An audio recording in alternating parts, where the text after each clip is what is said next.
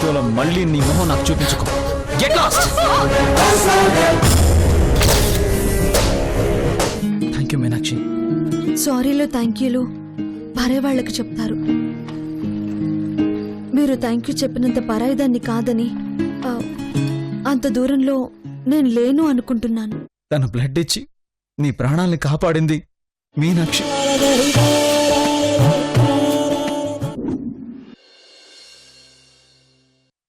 అదే నాకు ఆశ్చర్యంగా ఉందండి. చిన్నక్క ఎందుకంత సీరియస్ అయిందో నాకిప్పటికీ అర్థం కావడం లేదు. అవును కనుక పెద్దదిన కోసం అవసరమైతే ప్రాణాలు ఇవ్వడానికైనా చిన్నదిన వెనకాడరు. అలాంటిది రక్తం ఇవ్వకపోతే ప్రాణాలు పోతాయని డాక్టర్లు చెప్పినా సరే రక్తం ఇవ్వను అని అందంటే ఖచ్చితంగా ఏదో కారణం ఉండే ఉంటుంది.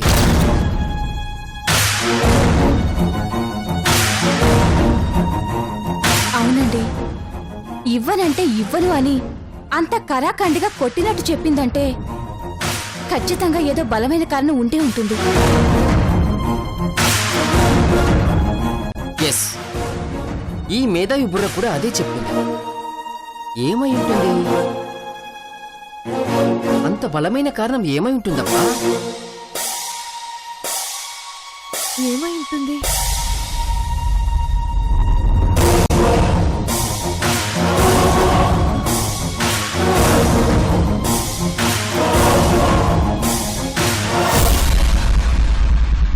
ఏమండి చిన్నమావయ్య గారు, వెనకటికి మీలాంటి మేధావి ఒకతను ఏం వ్యాపారం చేస్తే బావుంటుందా అని రాత్రంతా ఆలోచించి చివరికి తిరుపతి కొండ మీద దువ్వెళ్ళమ్మాడంట.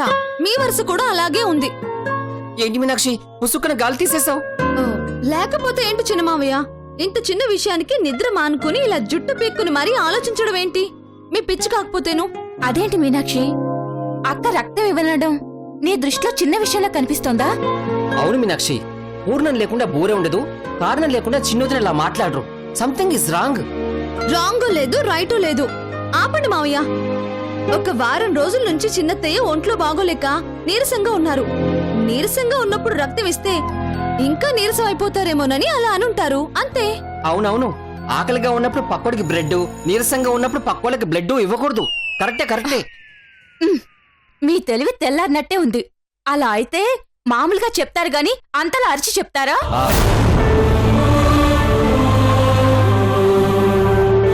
అవును, ఇది కూడా పాయింటే కదా. లాయర్లా పాయింట్లు భలే పట్టరులే గాని ఇక చాలు, మీరు ఆపండి. తను ఇవ్వను అని చెప్తుంటే వినిపించుకోకుండా మన అదే పనిగా ఫోర్స్ చేసేసరికి అత్తయ్య ఇరిటేట్ అయి అరిచారు, అంతే. దానికేదో కొంపలంటుకుపోయినట్టు మీరింతలా ఆలోచిస్తారేంటి? ఖచ్చితంగా అదే కారణం అయి ఉంటుందంటావా? 100% అదే కారణం. ఇక ఈ విషయం గురించి మీరు ఆలోచించడం మానేస్తే బాగుంటుంది. నువ్వు చెప్తే ఓకే.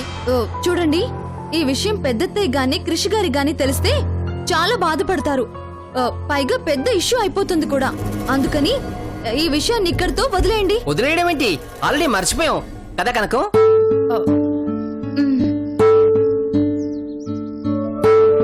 కనకం వెళ్ళి స్లీపింగ్ చేద్దాం పదా. Meenakshi good night.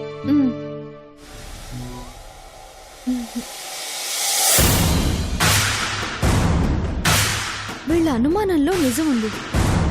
చిన్నత్తయ్యకి పెద్దత్తయ్య అంటే ప్రాణం. అలాంటిది ప్రాణం పోయే పరిస్థితి అని తెలిసి కూడా రక్తం ఇవ్వలేదంటే ఖచ్చితంగా ఏదో బలమైన కారణమే ఉండే ఉంటుంది. వీళ్ళనంటే మాటలతో ఏదో రకంగా మేనేజ్ చేయగలిగాం. కానీ ఈ విషయం కృష్కి గాని పెద్దత్తయ్య గాని తెలిస్తే అమ్మో, పరిస్థితి అంత దూరం వెళ్లకుండా ఉండాలంటే ముందు ఈ కారణం ఏంటో తెలుసుకోవాలి. కానీ ఎలా?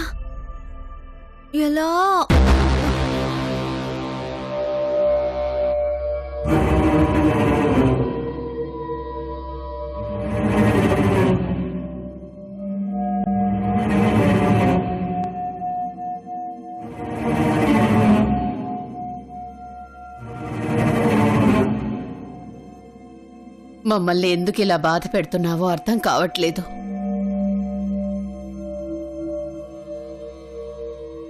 ఈ ఇంటి జ్ఞాపకాన్ని తీసుకెళ్లిపోయి ఈ ఇంటిని చీకటి చేశావు. మా ముఖాల్లో నవ్వుని దూరం చేశావు.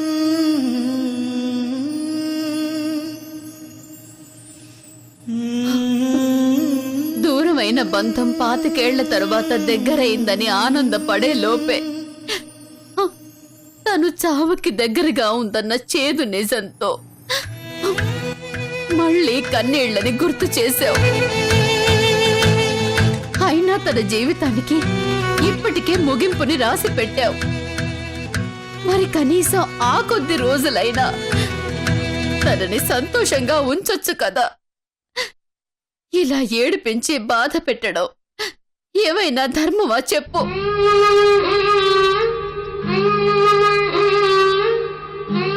ఏడ్చే ఓపిక, భరించే శక్తి ఇక నాకు లేవు. కనీసం ఇక నుంచైనా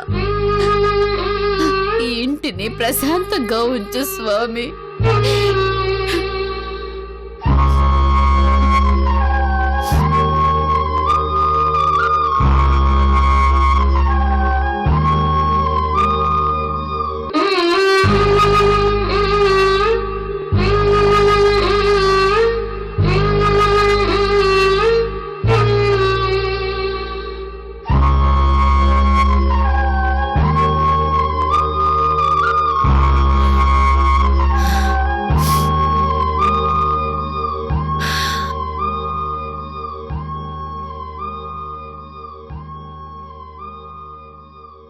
క్రిష్,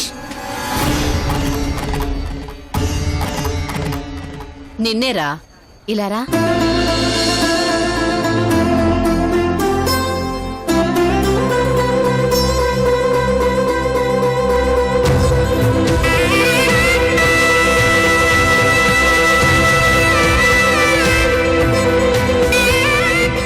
మామ్, నువ్వు నన్ను పిలిచావా? ఇది కళ నిజం అర్థం కావట్లేదు. నమ్మలేకపోతున్నాను తెలుసా.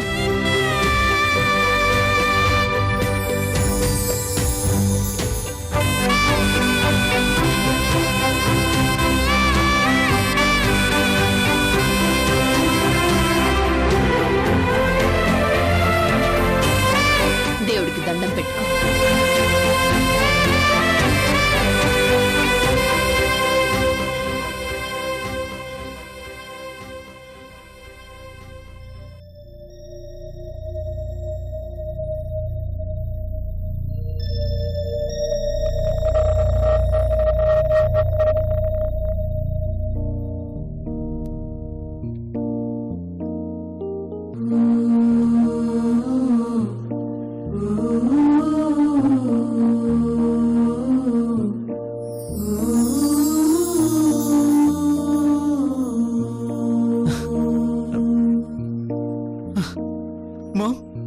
కళ్ళలా నిజాల అమ్మా, కనులు చెప్పే నీ ఎంతట నీతో నాతో మాట్లాడు ఎన్ని రోజులైంది మరలా మనుషుల ఉన్న కొన్నాళ్ళు. అమ్మా. ఎంత ఎంత ఆనందంగా ఉందో తెలుసా నువ్వు నాతో మాట్లాడుతుంటే. ఈ ప్రపంచంలోని సంతోషం మొత్తం ఈ క్షణం నాతో నా దగ్గరున్నంత సంబరంగా ఉంది. అమ్మా, నా మీద కోపం అంతా పోయినట్టే కదా. చెప్పమ్మా, పోయినట్టేగా. నీతో మాట్లాడకపోవడానికి కారణం కోపం కాదురా, బాధ.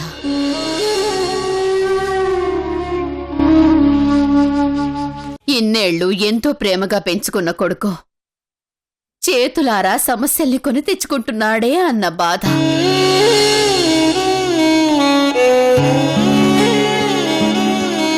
నీకు చాలాసార్లు చెప్పాను, ఆ అమ్మాయి నీకు సరైంది కాదు, నువ్వు ప్రేమ అని నమ్ముతుందంతా మోసంరా, నీకు తేనెలా అనిపించే ప్రతి మాటలోనూ విషం ఉందిరా అని.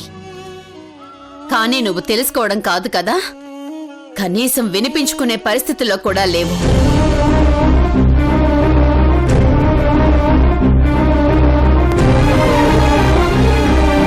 నీ పెద్దమ్మనే చంపాలని చూసిందంటే ఇప్పటికైనా అర్థమైంది కదా తను ఎంత ప్రమాదకరమైందో.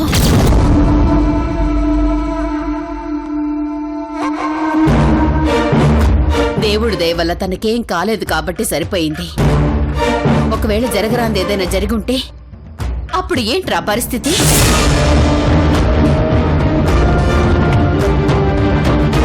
నెత్తి నోరు మొత్తుకొని చెప్పాను, నీ పక్కన ఉన్నది ప్రేమ కాదురా, పాము కంటే విషమైన మనిషి అని. వింటేగా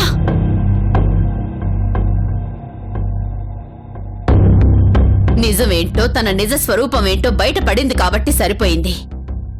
అలా కాకుండా ఉండుంటే నీ భవిష్యత్తు ఏమై ఉండేదో ఒక్కసారి ఊహించుకో.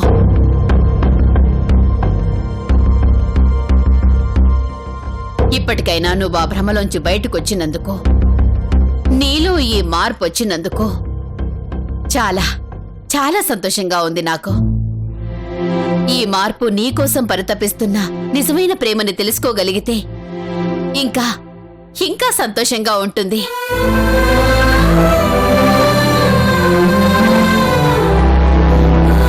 చూడు, మనం ప్రేమించే వాళ్ళకంటే మనల్ని ప్రేమించే వాళ్లతో జీవితం బావుంటుంది. ఈ మాట ఎందుకు చెబుతున్నానో అర్థం చేసుకుంటావనుకుంటున్నాను.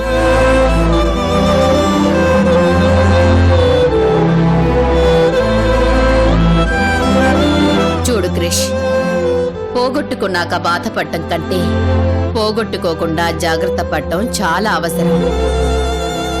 అది భవిష్యత్ అయినా జీవితమైనా.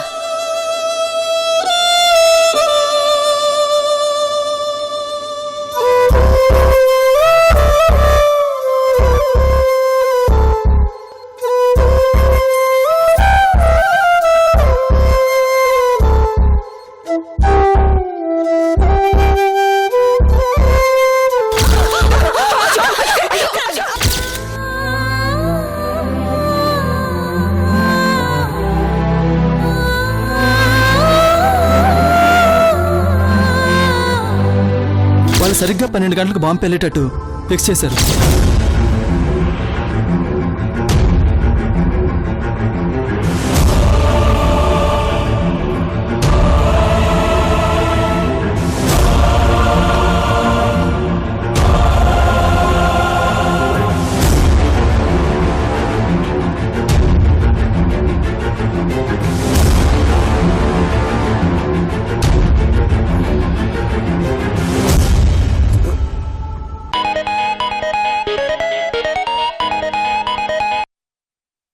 మీనాక్షి, నీ ఫోన్ కోసమే వెయిట్ చేస్తున్నాను.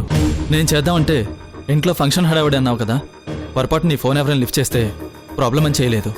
కిరణ్, ఇంట్లో అనుకోకుండా ఓ పెద్ద గందరగోళం జరిగింది, అందుకే ఫోన్ చేయడానికి కుదరలేదు. ఏమైంది మీనాక్షి?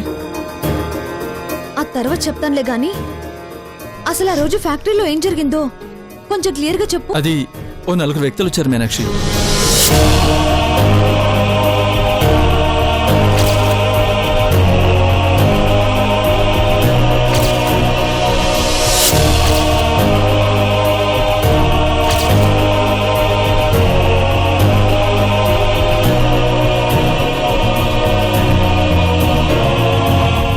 ఏమో మీనాక్షి, బ్లాస్టింగ్ చేయడానికి లోపలికి వెళ్ళిన వాళ్ళు సడన్ గా పరిగెత్తుకుంటూ బయటకు వచ్చారు. పట్టుకోవడానికి నేను చాలా ట్రై చేశాను, బట్ పట్టుకోలేకపోయాను. కరెక్ట్ గా పోలీసులు వచ్చే టైంకి పారిపోయారంటే అక్కడికి పోలీసులు వస్తున్నారన్న విషయం వాళ్ళకి లీక్ అయి ఉంటుంది. అవును మీనాక్షి, ఖచ్చితంగా అదే రీజన్ అయి ఉండొచ్చు. అది కాదు కిరణ్, పోలీసులతో ప్లాన్ చేసిన విషయం నీకు నాకు తప్ప ఎవరికీ తెలీదు. మరి వాళ్ళకెలా లీక్ అయినట్టు? అదే నాకు అర్థం కావట్లేదు మీనాక్షి. అవును, నేను నీతో ఫోన్లో మాట్లాడేటప్పుడు నీ పక్కన ఎవరైనా ఉన్నారా? ఎవరు లేరు మీనాక్షి.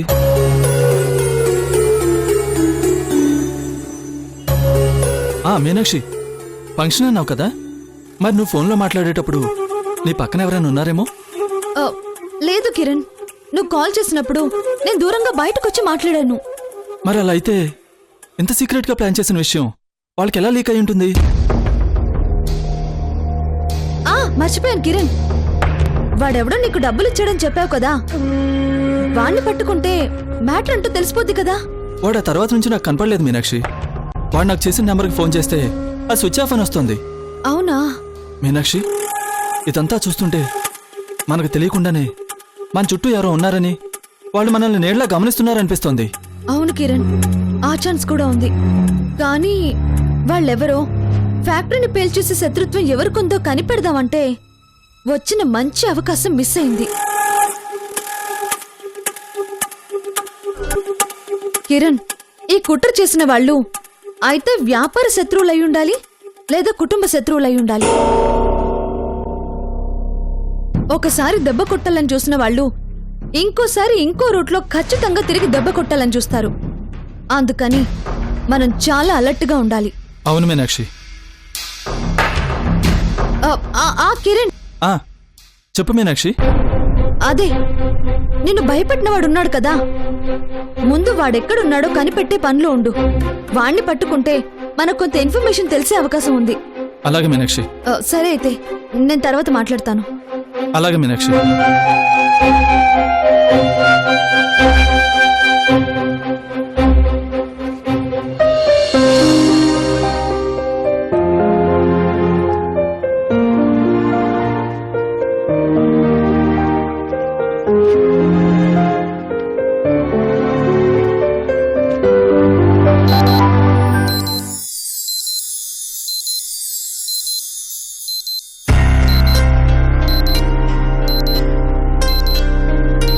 రాత్రి పడుకునే ముందు అలారం పెట్టలేదే, మరి ఎలా మోగిందబ్బా?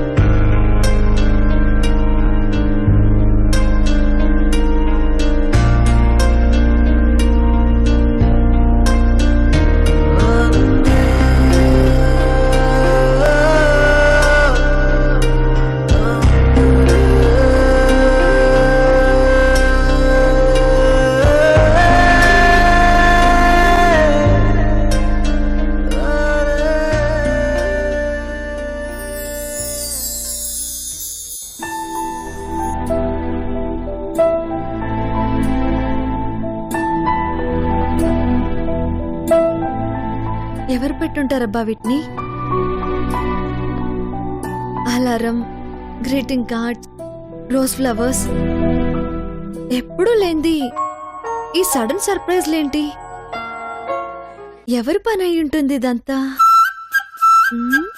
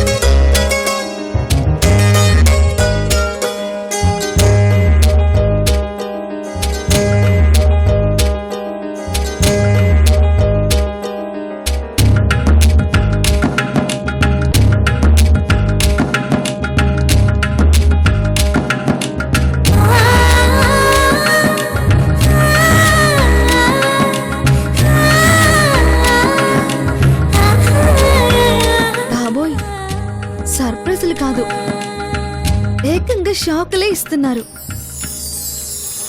అసలు ఇదంతా ఎవరు చేస్తున్నారో అర్థం కావట్లేదే.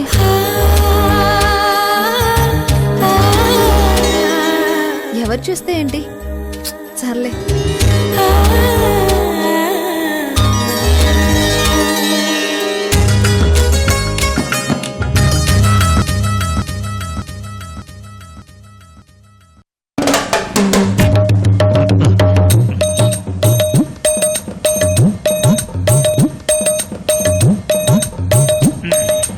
చిన్నమావయ్య, ఏంటి వాకింగా? లేదమ్మా, టెన్షన్. దేనికో? ఐదోసారి అడిగితే మీ చిన్నత్తయ్య కాఫీ ఇవ్వలేదని ఫ్రస్ట్రేషన్.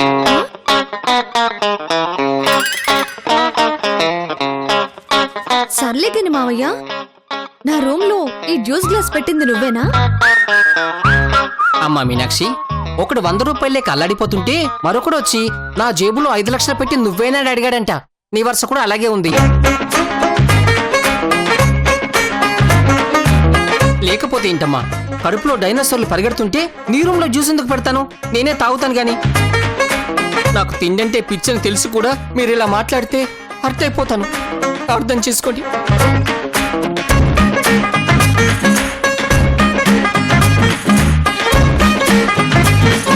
మరెవరు పెట్టుంటారు?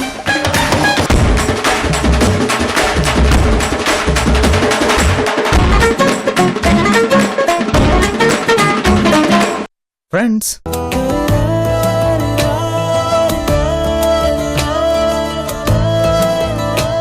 ఫ్రెండ్స్,